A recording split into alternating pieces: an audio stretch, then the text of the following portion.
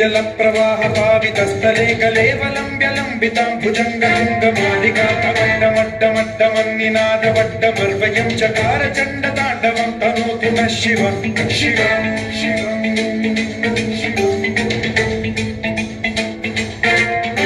जटाकटाह सम्भ्रम भ्रमन्निलिम्ब निर्झरी विलोल वीचि वल्लरी विराजमान मोधरी धगद्धगज्ज्वलल्ललाट पट्टपावके किशोर चन्द्रशेखरे रति प्रशिक्षणम्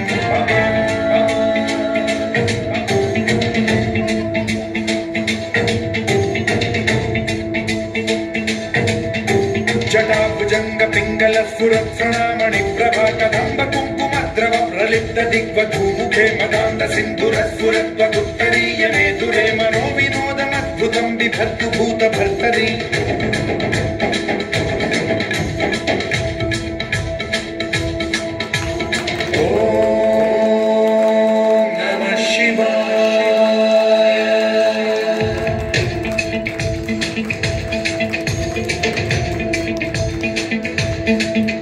सदाशिवं भजाम्यहं सदाशिवं भजाम्यहं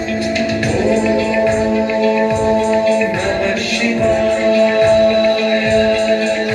प्रफुल्लनीलपङ्कज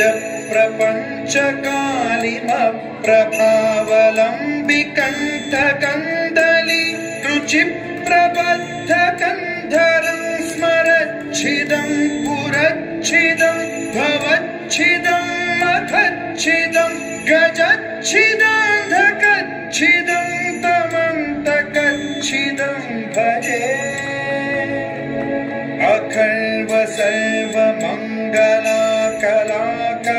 सर्वमङ्गलाकलाकदम्बमञ्जरी रसप्रवाह माधुरी विजृम्भणा मधुव्रतं स्मरान्तकं पुरान्तकं भवान्तकं मखान्तकं गजान्तकान्धकान्तकं तमन्तकान्तकं भजे